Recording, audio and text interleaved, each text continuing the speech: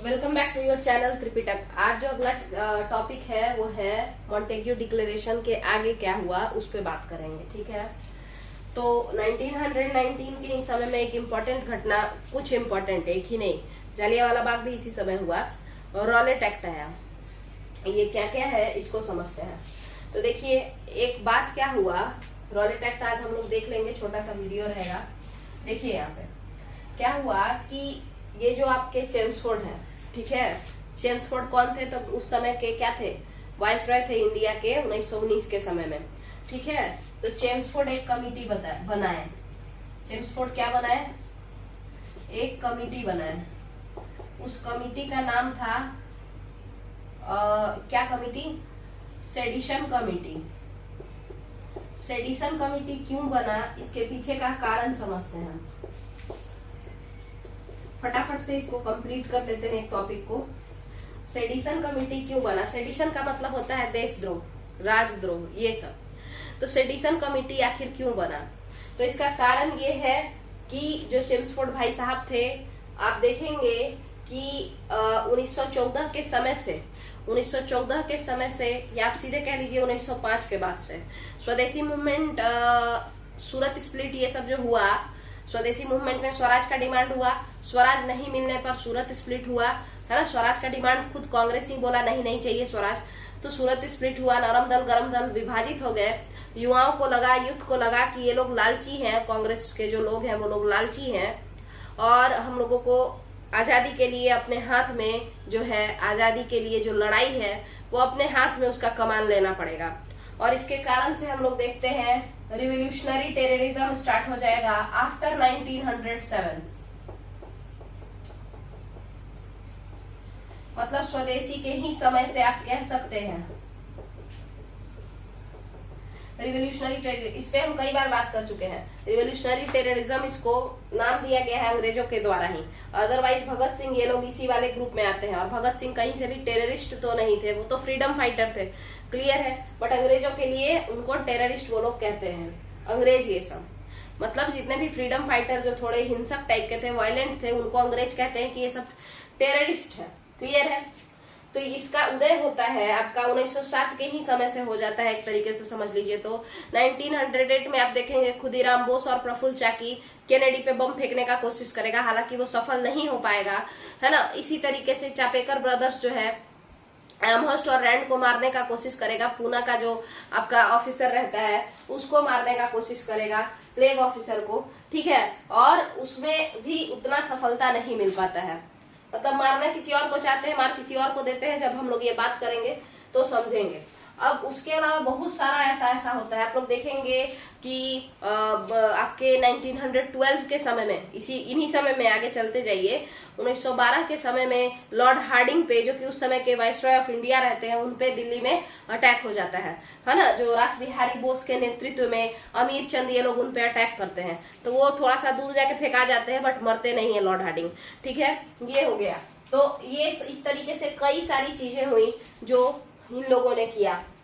किन लोगों ने? तो आप कह सकते हैं एक्सट्रीमिस्ट लोगों ने। एक्सट्रीमिस्ट मतलब बाल गंगाधर तिलक बोलने में ज्यादा वो थे हिंसक, वो कुछ इस तरीके का मर्डर नहीं करते थे, वो बोलने में बहुत ज्यादा हिंसक थे, ठीक है। उनको नहीं पसंद था इतना हिंसा, और वो एक तरीके से जोश भर देते थे।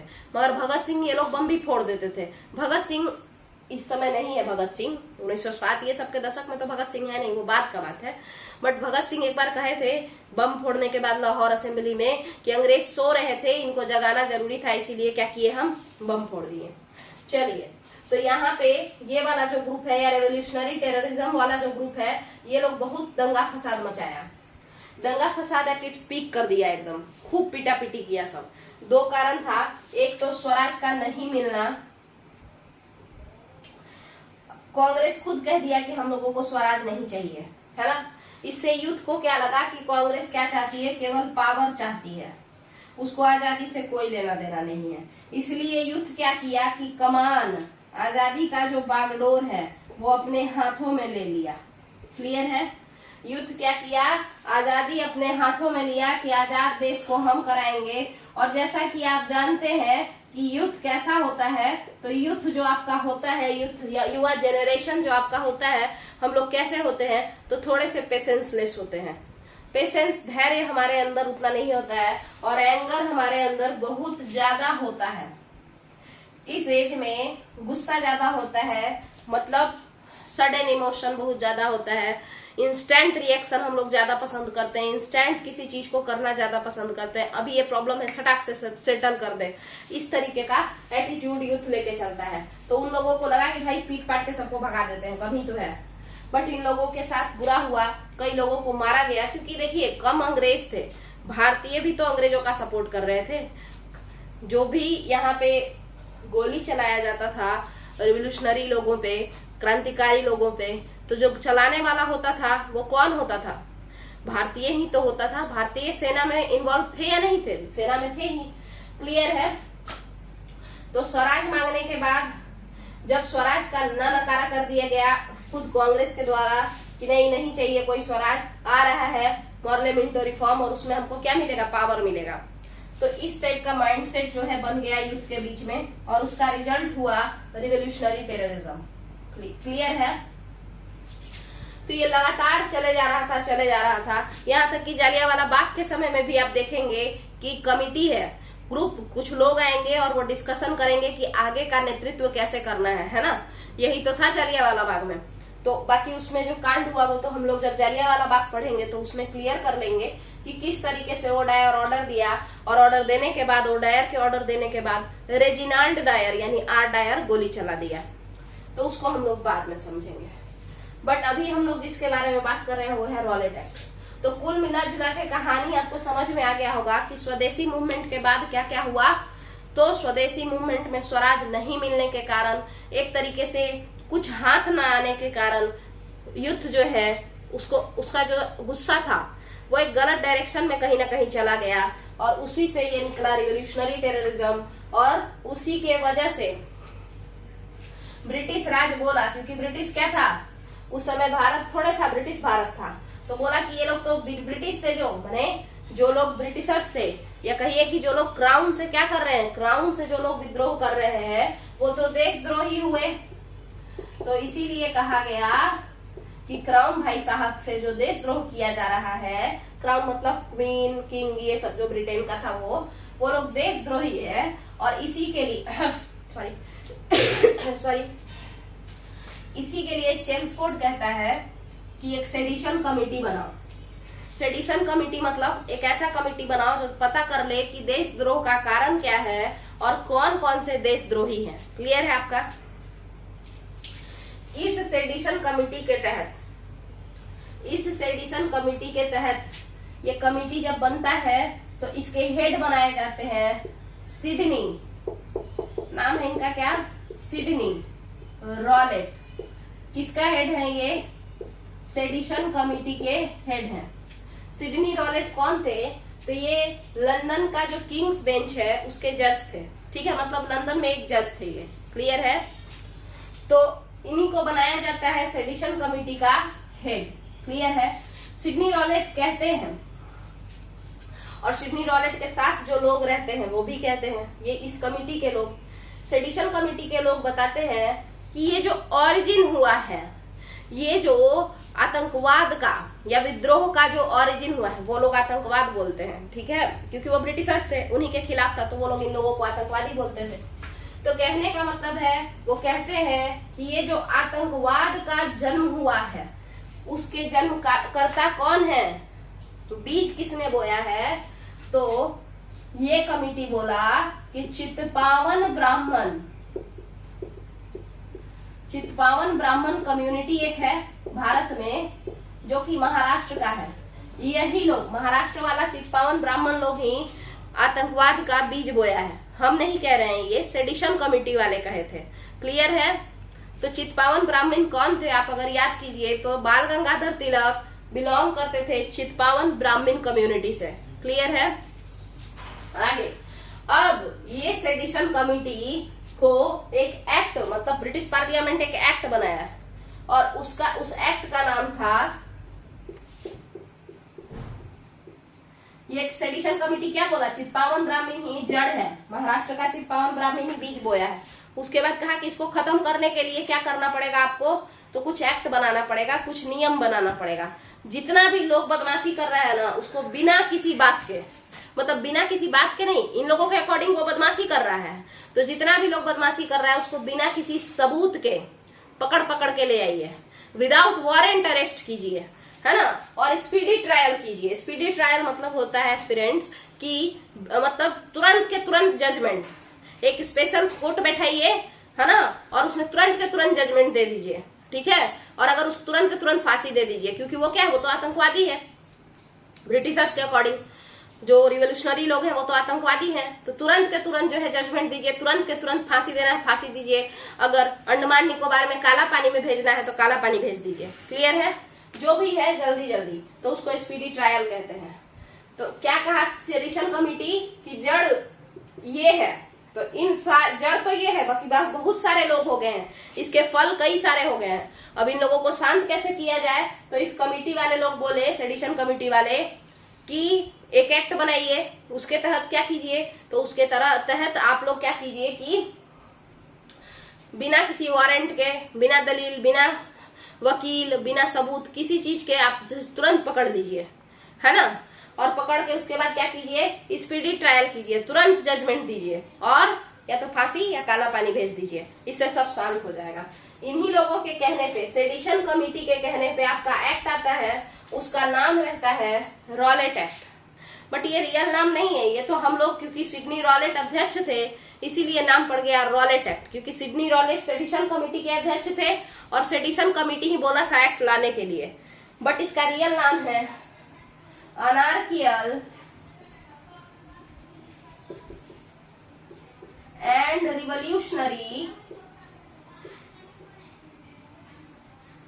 Crimes act. Anarchical and revolutionary crimes act, यही है इसका नाम। अनार्कियल मतलब भी, अनार्की मतलब क्या होता है, तो एक तरीके से तानाशाह टाइप का, और रिवोल्यूशनरी का तो सबको पता ही है, विद्रोही, तो यही है। इसी एक्ट का नाम पड़ा था रॉलेट एक्ट, ठीक है। इसी के तहत आपका वही बिना वकील, बिना दलील, ये सबसे इसको कहा गया, कौन कहा, बिना वकील, बिना दलील और बिना अपील के पकड़ा गया। ये भारतीय का है कि कैसा ये एक्ट है, इसमें ना तो वकील ठीक करने के लिए दे रहा है, ना ही कोई दलील। दलील मतलब होता है कि मेरे तरफ से हम अच्छे इंसान हैं, हम गलती नहीं किए हैं, ये क्वेश्चन करना है, आंसर करना है, ये सब होता है ना, हाँ, तो उसी को बिना दलील उसी को कहते हैं। तो दलील भी नहीं देने दे रहा है, मतलब हम अपने पक्ष में कुछ कहना चाह रहे हैं वो भी नहीं करने दे रहा है। और अपील करना होता है, जैसे मान के चलिए किसी निचला कोर्ट बोल दिया कि फांसी दे दो, तो हम ऊपर वाले कोर्ट में जा करके अपील करेंगे, तो अपील भी नहीं करने दिया किसी से। तो ये कहा गया। इसके बाद गांधी जी ने कहा कि ये कानून नहीं है, ये काला कानून है। आखिर ये कैसा कानून है, तो ये काला कानून है, ये कानून नहीं है। किसने कहा, गांधी जी ने कहा। क्लियर है। इस एक्ट में क्या था, हम आपको पहले ही बता दिए हैं, स्पीडी ट्रायल का कॉन्सेप्ट था और विदाउट वारंट पकड़ना था। स्पीडी ट्रायल मतलब तुरंत के तुरंत जजमेंट। तो क्या स्पीडी ट्रायल कैसे हुआ, तो स्पेशल कोर्ट्स बनाए गए और उसमें 2-3 जज को बैठा करके एक एक करके सबको सुन के या तो काला पानी या तो फांसी पे चढ़ाना शुरू कर दिया गया। उसमें कोई समय नहीं लिया गया। स्पीडी ट्रायल मतलब जल्दी से जल्दी केस सॉल्व कर दो। इसके अलावा कहा गया कि विदाउट वारंट पकड़ो, मतलब होता है ना अरेस्ट वारंट फारंट कुछ नहीं, तुम सब के आधार पे किसी को भी पकड़ लो, यही सब था इसका। तो इसीलिए गांधी जी कहे कि ये काला कानून है, क्योंकि गांधी जी खुद भी वकालत ये सब में इन्वॉल्व थे, तो किसी को भी समझ में आएगा कि ये रियल तो बढ़िया कानून तो है नहीं। और बाकी भारतीय ने कहा कि ये बिना वकील, बिना दलील और बिना अपील का कानून है। क्लियर है। तो यही था आपका रॉलेट एक्ट। क्यों आया हम समझाने का कोशिश किए, है ना, क्योंकि विद्रोही बहुत ज्यादा हो गए थे। आखिर विद्रोह ज्यादा क्यों हुआ, स्वराज नहीं मिला, लोगों को लगा जैसे कांग्रेस अपने लोगों ने ही धोखा दे दिया, है ना। और एक और कारण था जिसके कारण से ये सब हुआ, विद्रोही बहुत ज्यादा अग्रसर हुए, क्योंकि अंग्रेज फर्स्ट वर्ल्ड वॉर में इन्वॉल्व थे। तो लोगों को लगा कि यहाँ पे मारा पीटी करके सबको हटा देते हैं, है ना। तो ये भी कुछ कारण था, बट ज्यादा कारण ये था कि लोगों का डिमांड अंग्रेज एकदम अनसुना करते जा रहे थे, इस कारण से भी ये विद्रोही बने। क्लियर है।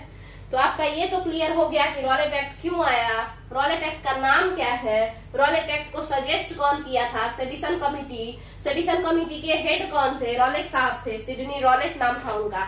ये पूरा क्लियर अगर आपका हो चुका है, ये सेडिशन कमिटी कौन बनाया, चेम्सफोर्ड बनाए थे, अगर आपका ये पूरा क्लियर हो चुका है तो हम लोग अब आगे बढ़ेंगे कि रॉलेट एक्ट तो ठीक है, बट रॉलेट एक्ट कब बना, कब आया भारत, है ना, इसको समझ लेते हैं।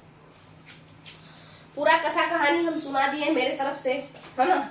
अगर आप लोगों को समझ में आया है तो वीडियो से जुड़ जाइए, सॉरी वीडियो को लाइक शेयर कीजिए, चैनल से जुड़ जाइए। यहाँ पे पूरा का पूरा मॉडर्न इंडिया हम कंप्लीट करवाएंगे। इसके साथ साथ हम एसएसटी और साइंस बाकी जो भी है, चाहे आपका बायो है, चाहे केमिस्ट्री है, चाहे फिजिक्स है, या फिर geography, polity, history, Bihar state special और UP state special. UP state special में अभी थोड़ा टाइम लगेगा, ठीक है, क्योंकि हम यूपी से है नहीं तो हम कभी उस पर ध्यान ही नहीं दिए, बट चूंकि कुछ लोग बोल रहे हैं तो हम करने का जरूर कोशिश करेंगे, बट अभी तो नहीं कर पाएंगे।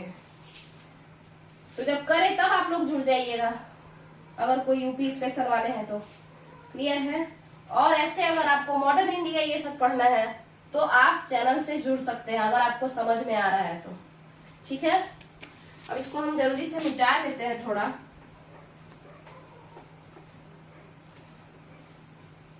उसके बाद बस थोड़ा सा बाकी है कि रॉलेट एक्ट में, ये जो रॉलेट एक्ट है ये बना कब, तो मार्च 1919 में बना। आप लोग ध्यान से सुनिएगा, हम ये मतलब बताते बताते बोलते जा रहे हैं, मिटाते मिटाते, कि रॉलेट एक्ट कब बना, तो मार्च 1919 में बना। क्लियर है। इसके बाद रॉलेट साहब मार्च 1919 में जब यहाँ आए, किसी मार्च को आए, तो उसके बाद गांधी जी रॉलेट सत्याग्रह लेकर के आए, एंटी रॉलेट सत्याग्रह, मतलब वो तो काला कानून उसको बोले ना, और उसके बाद बोले कि हम लोग क्या करते हैं, तो एक एंटी रॉलेट सत्याग्रह लाते हैं, मतलब रॉलेट को हटाओ, सिडनी रॉलेट को नहीं, रॉलेट एक्ट को हटाओ। क्लियर है। तो उसी को एंटी रॉलेट सत्याग्रह कौन लाया, गांधी जी लाए। उसके बाद इससे क्या हुआ, बोले कि 30 मार्च 1919 को हम लोग रॉलेट सत्याग्रह लॉन्च करेंगे, एंटी रॉलेट सत्याग्रह को लॉन्च करेंगे। क्लियर है। बट 30 मार्च 1919 को गांधी जी का शायद तबीयत खराब हो जाता है, या किसी कारणवश 30 मार्च 1919 को प्रोटेस्ट हो ही नहीं पाता है। प्रोटेस्ट अहिंसावादी था, नॉन वायलेंट, वायलेंट नहीं हो पाता है, और ये प्रोटेस्ट चला जाता है डेट 6 अप्रैल को। तो 6 अप्रैल 1919 को आपका क्या होता है, एंटी रॉलेट सत्याग्रह का, जो कि गांधी जी बनाए हैं, उसका प्रोटेस्ट होता है। क्लियर है। तो एंटी रॉलेट सत्याग्रह प्रोटेस्ट होना कब था, 30 मार्च को, हुआ कब, 6 अप्रैल को। क्लियर है। तो 6 अप्रैल को एंटी रॉलेट सत्याग्रह होता है। और इसके बाद क्या होता है, तो एंटी रॉलेट सत्याग्रह के बाद हम लोग देखते हैं, इसी में सब लोग इन्वॉल्व हो जाते हैं, और 10 अप्रैल को सैफुद्दीन किचलू और डॉक्टर सत्यपाल मलिक जालियांवाला बाग, है ना,